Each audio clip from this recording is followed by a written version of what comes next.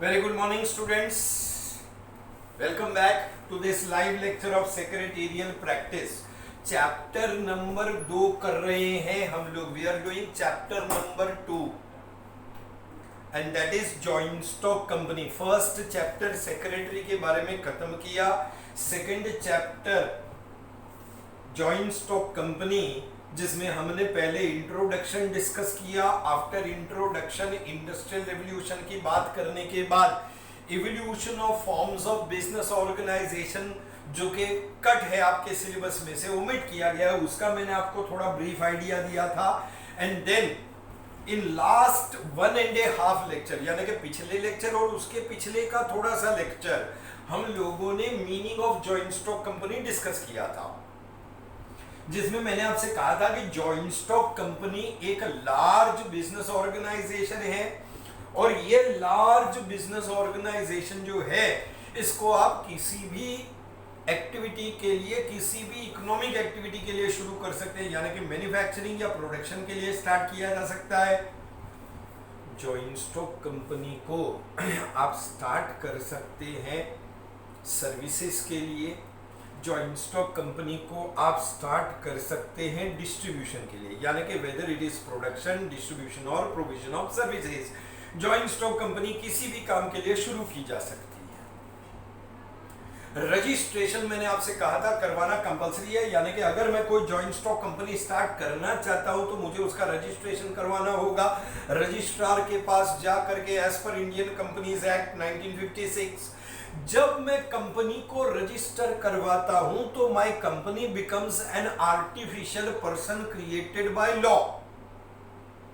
My company becomes an artificial person created by law. इस artificial person के पास common seal होता है signature के रूप में. लार्ज कैपिटल है जो छोटे छोटे टुकड़ों में डिवाइडेड है, जिनको हम शेयर्स कहते हैं. कंपनी ये शेयर्स पब्लिक को इशू करती है. लोग इन शेयर्स को खरीद के कंपनी को पैसा देते हैं, जो कंपनी का कैपिटल बनता है. जो लोग शेयर्स खरीद करके कंपनी को कैपिटल का पैसा देते हैं, they are known as the share holders. Share holder technically उसका स्टेटस क्या है? सर, शेयर होल्डर ने क्योंकि कैपिटल दिया है, therefore share holder is the member और ओनर ऑफ द कंपनी. वो कंपनी का ओनर है या मेंबर है. लेकिन ये शेयर होल्डर्स बहुत बड़ी संख्या में होते हैं, देश के अलग अलग हिस्सों में रहते हैं, और ये शेयर होल्डर्स के लिए पॉसिबल नहीं है कि वो डे टू डे बेसिस पे कंपनी को मैनेज कर पाए, क्योंकि ये इतने हाईली क्वालिफाइड भी नहीं होते हैं कि इतनी बड़ी बिजनेस ऑर्गेनाइजेशन जो कि एक जॉइंट स्टॉक कंपनी के रूप में उसे संभाल पाए.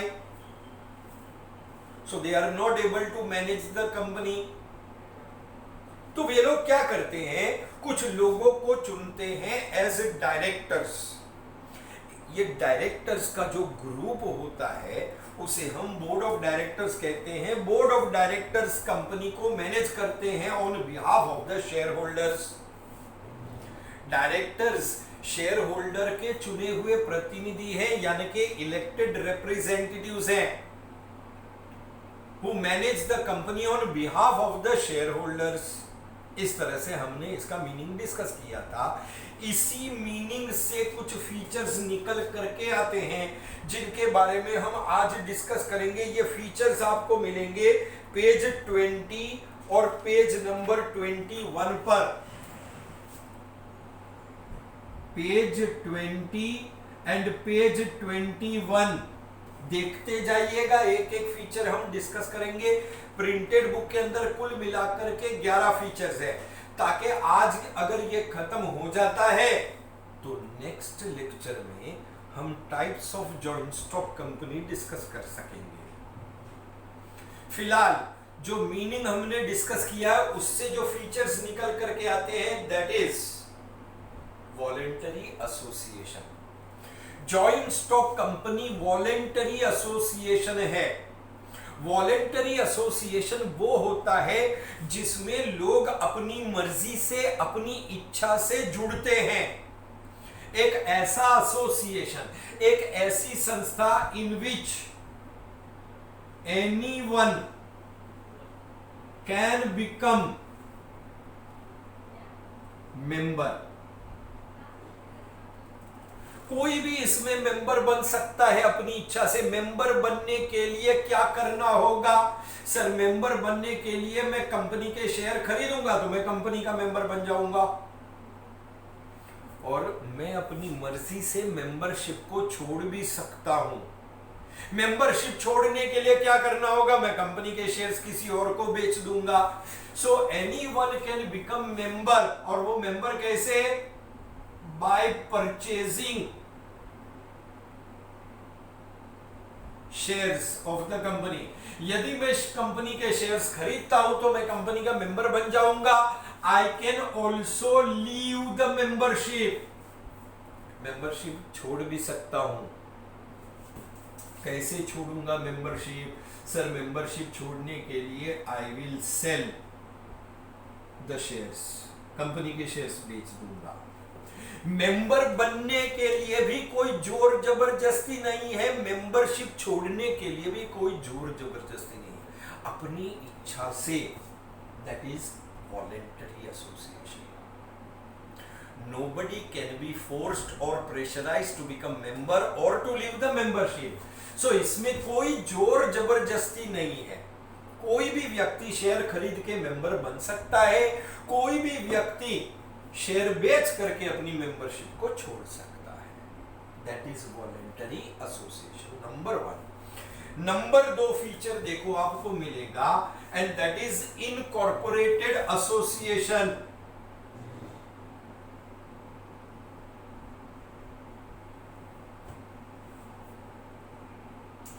जॉइंट स्टॉक कंपनी इनकॉर्पोरेटेड संस्था है।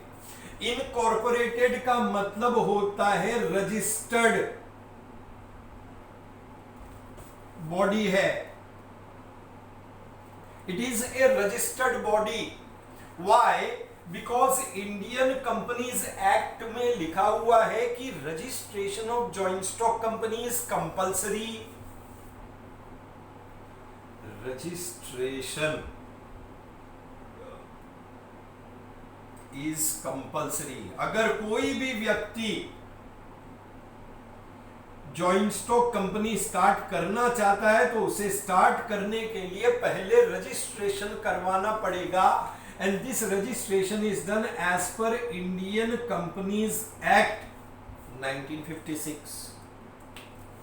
ठीक है, रजिस्ट्रेशन कंपल्सरी है क्योंकि कंपनी रजिस्ट्रेशन करवाते हैं, इसलिए कंपनी रजिस्टर्ड बॉडी है या इनकॉर्पोरेटेड एसोसिएशन। आपको क्या ध्यान में रखना है? आपको ध्यान में रखना है इनकॉर्पोरेटेड का मतलब होता है रजिस्टर्ड। रजिस्टर्ड का मतलब होता है सरकार मान्यता प्राप्त। जब आप रजिस्ट्रार के पास जाके रजिस्ट्रेशन करवाते हो तो आप उससे मान्यता लेते हो कि भाई मैं ये बिजनेस ऑर्गेनाइजेशन शुरू करके चला रहा हूं। You are seeking permission. So that is why joint stock company incorporated association या रजिस्टर्ड बॉडी है। नंबर 3 देखो आपको मिलेगा separate legal entity.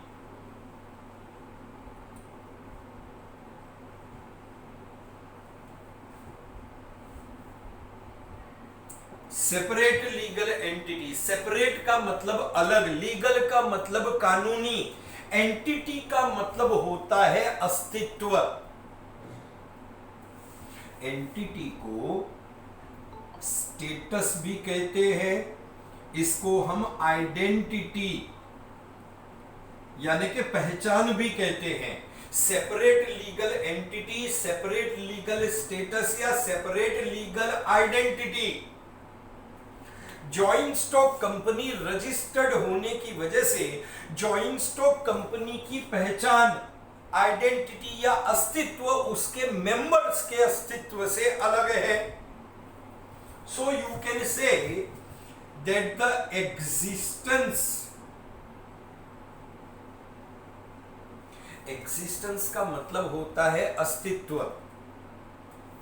Existence of company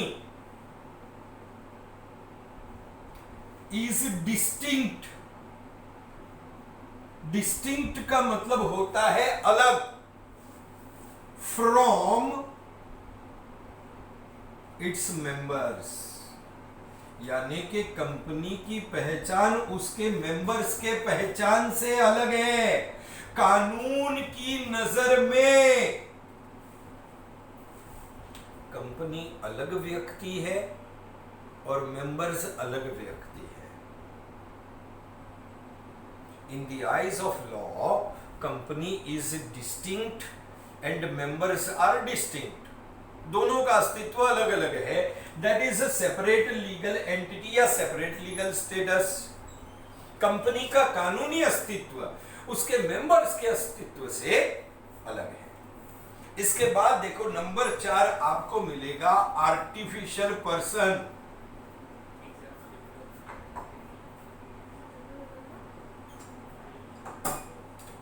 artificial person, देख जब मैं अपनी कंपनी का रजिस्ट्रेशन करवाता हूं तो मेरी कंपनी का जन्म होता है, मेरी कंपनी अस्तित्व में आती है एक व्यक्ति के रूप में, एक ऐसा व्यक्ति जो रियल नहीं है। हम इसके ऊपर पहले भी चर्चा कर चुके हैं। कानून की नजर में कंपनी एक व्यक्ति है। कानून कंपनी को एक व्यक्ति के रूप में पहचानता है। रिलायंस कंपनी एक व्यक्ति है, टाटा कंपनी एक व्यक्ति है, मगर ये पर्सन जो है ना वो रियल नहीं है, आर्टिफिशियल है, उसका कोई फिजिकल एग्जिस्टेंस नहीं है। कंपनी का कोई शरीर नहीं है। आपके और मेरे पास ना शरीर है और ये शरीर हमारे शारीरिक अस्तित्व की पहचान है, फिजिकल एग्जिस्टेंस। कंपनी का कोई शरीर नहीं है, कंपनी को फिजिकल एग्जिस्टेंस नहीं है, बट कंपनी का लीगल एग्जिस्टेंस है, कानूनी अस्तित्व है। कानून की नजर में कंपनी एक व्यक्ति है। So company is an artificial person which is created by law. इस पर्सन को किसने क्रिएट किया? इस पर्सन को किसने जन्म दिया? कानून ने। कौन से कानून ने? Indian companies act. जब मैं कंपनी का रजिस्ट्रेशन करवाता हूं तब कंपनी का कानून के मुताबिक जन्म होता है एक व्यक्ति के रूप में। This company is not real. Company real person नहीं है। कंपनी का कोई फिजिकल एग्जिस्टेंस यानी कि शारीरिक अस्तित्व नहीं है। There is no physical existence, कोई फिजिकल एग्जिस्टेंस नहीं है, सिर्फ लीगल एग्जिस्टेंस यानी कि कानूनी अस्तित्व है। हाथ पैर शरीर नहीं है मगर फिर भी कानून मानता है कि कंपनी व्यक्ति है। जैसे हम भगवान को मानते हैं, भगवान हमें कहीं दिखता नहीं है लेकिन फिर भी हम मानते हैं कि भगवान है। वैसे ही कंपनी दिखाई नहीं देती है, कंपनी का कोई शरीर नहीं है, मगर फिर भी कानून कंपनी को व्यक्ति मानता है। So it has only legal existence. It has got only legal existence. ठीक है, that is artificial person number 4। Number 5 देखो आपको मिलेगा परपेचुअल सक्सेशन।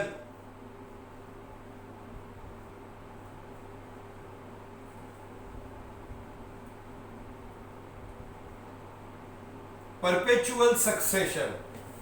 परपेचुअल सक्सेशन का मतलब है कि एक व्यक्ति होने के नाते कंपनी को मिलती है लॉन्ग एंड कंटिन्यूअस लाइफ। आप और मैं भी व्यक्ति हैं, पर्सन है, लेकिन हमारी एक सीमित लाइफ है। हम में से कुछ लोग 60 की उम्र में गुजर जाते हैं, कुछ 70 की उम्र में, कुछ बहुत जीते हैं, 90 साल की उम्र, 100 साल की उम्र तक जीते हैं, और कुछ 40 में भी मर जाते हैं। बट हमारी एक लिमिटेड लाइफ है, हमारी एक लिमिटेड लाइफ है जिसके बाद हम गुजर जाने वाले हैं।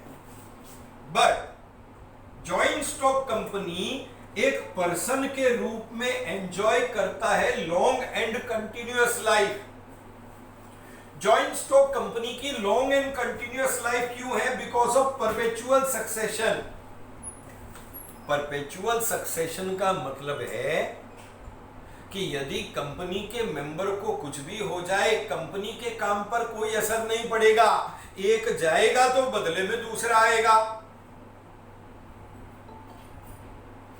That is perpetual succession. So long and continuous life का मतलब है कि company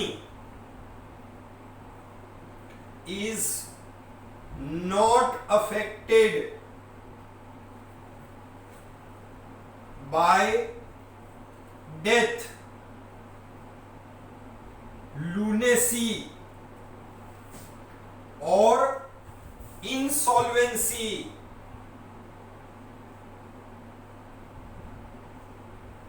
of its members। Company के किसी भी मेंबर्स की डेथ हो जाए, कंपनी का कोई भी मेंबर पागल हो जाए या इंसॉल्वेंट हो जाए, कंपनी के कामकाज पर कोई असर नहीं पड़ेगा। अरे कंपनी का मेंबर अगर मेंबरशिप छोड़ के चला जाता है ना, तो वो अपने शेयर बेचता है, उस बेचे हुए शेयर को कोई तो खरीदेगा। सपोज मैंने अपने शेयर बेचे तो तूने खरीदे, मैं मेंबरशिप खत्म हो गई, तेरी मेंबरशिप चालू हो गई। एक जाएगा दूसरा आएगा, कंपनी का काम चलता रहेगा।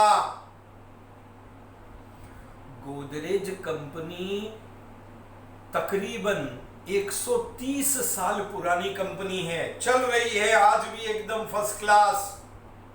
गोदरेज। अरे लिवाइस कंपनी का नाम सुना है?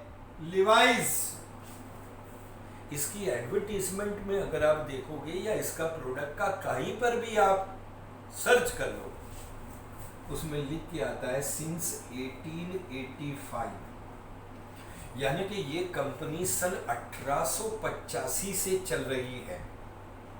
अब सन 1885 यानी कि 1885 से 1985 100 साल हो गए।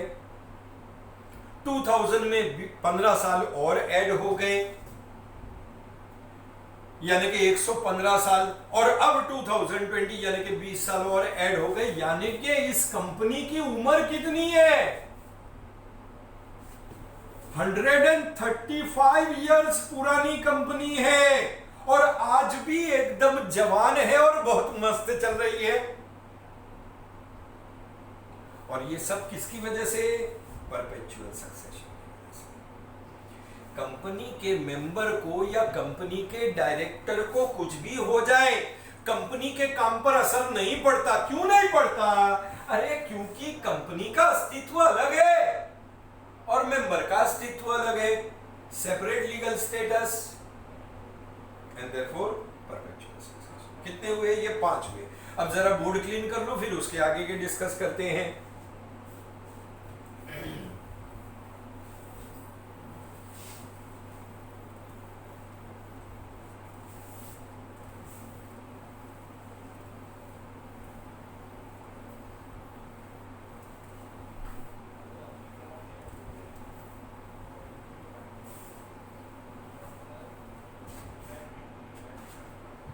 पांच के बाद फीचर नंबर 6 जो है that is common seal. Feature number 6 is common seal. देख, जॉइंट स्टॉक कंपनी जो है एक आर्टिफिशियल पर्सन है और आर्टिफिशियल पर्सन होने के हिसाब से जो कुछ भी एक रियल पर्सन कर सकता है वो सब कुछ जॉइंट स्टॉक कंपनी कर सकती है। व्यक्ति होने के नाते जो कुछ भी एक रियल पर्सन कर सकता है सब कुछ कंपनी कर सकती है। कंपनी बिजनेस कंडक्ट कर सकती है, कंपनी जो है जमीन खरीद सकती है, कंपनी कॉन्ट्रैक्ट्स साइन कर सकती है, एग्रीमेंट्स कर सकती है। सर लेकिन साइन कैसे करेगी? आपने कहा कि कंपनी का फिजिकल एग्जिस्टेंस नहीं है, शारीरिक अस्तित्व नहीं है।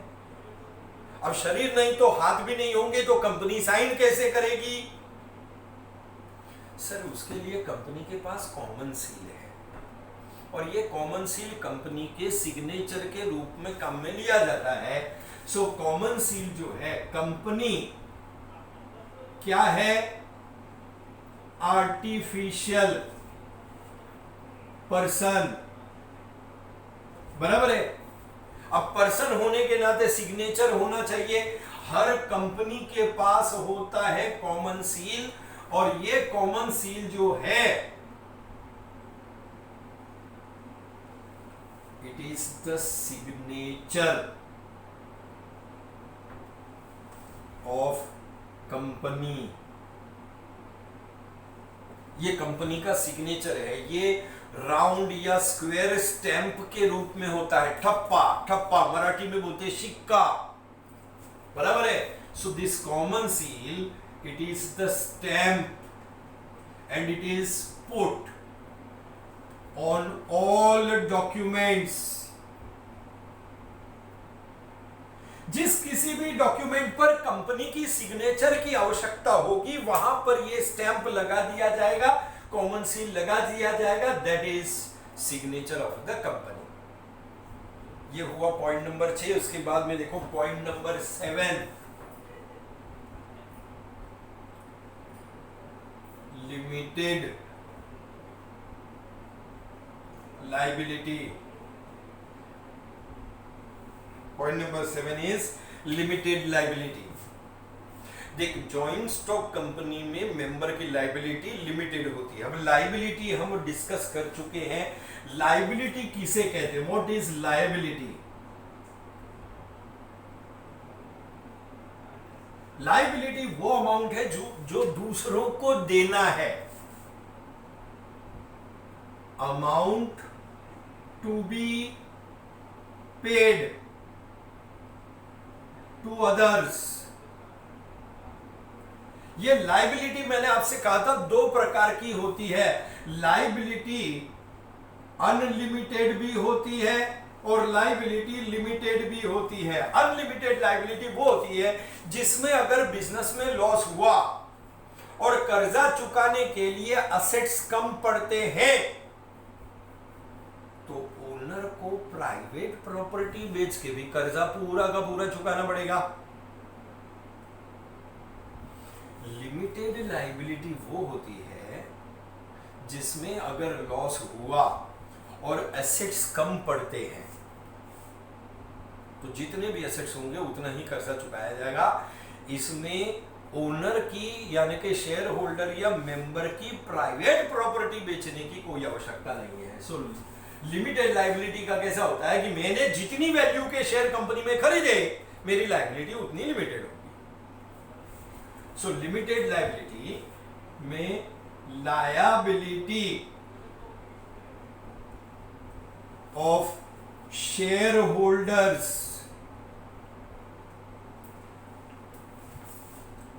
Is limited.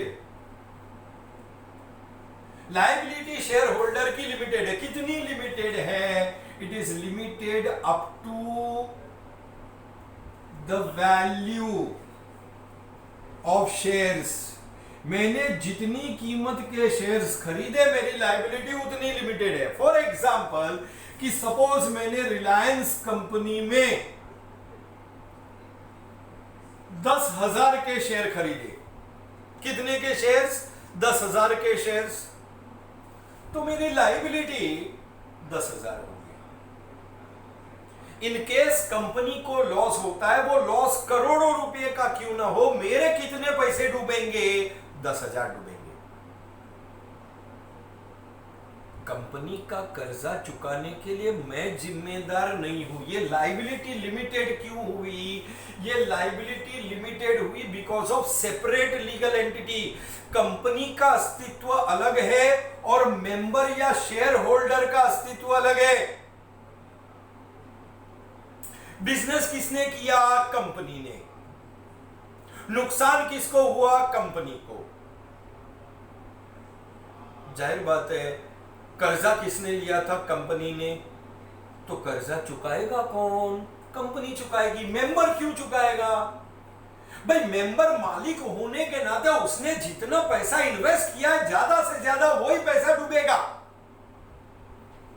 आज किंगफिशर एयरलाइंस के ऊपर तकरीबन 6000 करोड़ से ज्यादा का कर्जा है, बट वो कर्जा कंपनी का है, शेयर होल्डर या मेंबर का नहीं है, क्योंकि वो कर्जा मेंबर लेने नहीं गया था, वो कर्जा कंपनी लेने गई थी बैंक के पास, इसलिए उस कर्जे की जिम्मेदारी कंपनी की है, शेयर होल्डर या मेंबर की नहीं है। अगर मैं किंगफिशर एयरलाइन में मेंबर हूं, मैंने 10,000 के शेयर खरीदे, ज्यादा से ज्यादा क्या होगा? मेरे 10,000 डूब जाएंगे। उसके अलावा कंपनी मुझसे कुछ और नहीं मांग सकती, क्योंकि कंपनी के कर्जे के लिए, कंपनी की लायबिलिटी के लिए I am not responsible. Company का अस्तित्व अलग, मेरा अस्तित्व अलग। So limited up to the value of shares, और ये लिमिटेड लायबिलिटी किस वजह से आई? यानी कि मेंबर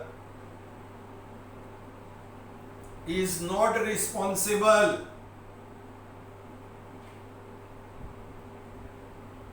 बराबर है।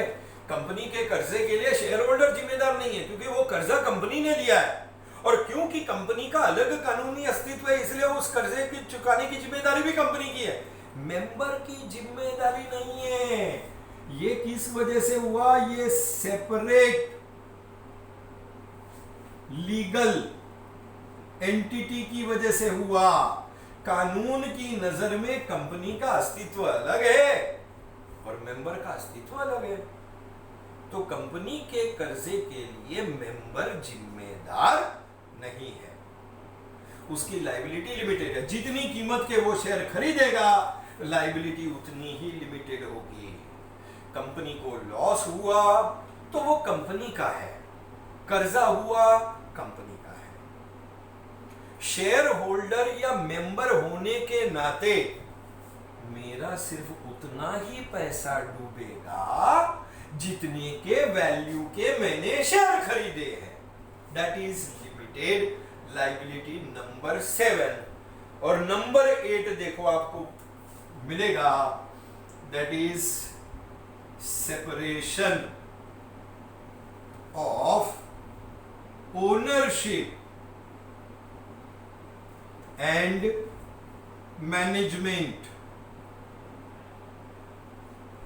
जॉइंट स्टॉक कंपनी, देख बाकी के बिजनेस ऑर्गेनाइजेशन में जैसे सोल ट्रेडिंग है, पार्टनरशिप है, सोल ट्रेडिंग में soul trader is the owner और वही सोल ट्रेडर बिजनेस को भी मैनेज करता है। पार्टनरशिप में पार्टनर इज द ओनर और वही पार्टनर्स बिजनेस को मैनेज करते हैं। बाकी के ऑर्गेनाइजेशंस में ओनरशिप और मैनेजमेंट सेम व्यक्ति के हाथ में है, लेकिन जॉइंट स्टॉक कंपनी में ओनरशिप और मैनेजमेंट सेपरेट है। जॉइंट स्टॉक कंपनी में ओनरशिप किसके पास है? सर, ओनरशिप कंपनी के शेयर होल्डर या मेंबर के पास है। शेयर होल्डर या मेंबर के पास है। ये शेयर होल्डर या मेंबर हजारों की लाखों की संख्या में होते हैं और देश के अलग अलग हिस्सों में रहते हैं। इनके लिए डे टू डे बेसिस पे कंपनी को मैनेज कर पाना पॉसिबल नहीं है। अरे एक शेयर होल्डर तू मान ले दिल्ली में रहता है, तो क्या तू रोज दिल्ली से मुंबई आएगा कंपनी को मैनेज करने के लिए? It is not possible for the share holder to manage the company on day to day basis. तो ये शेयर होल्डर या मेंबर क्या करता है? मैनेज करने के लिए बोर्ड ऑफ डायरेक्टर्स को चुनता है।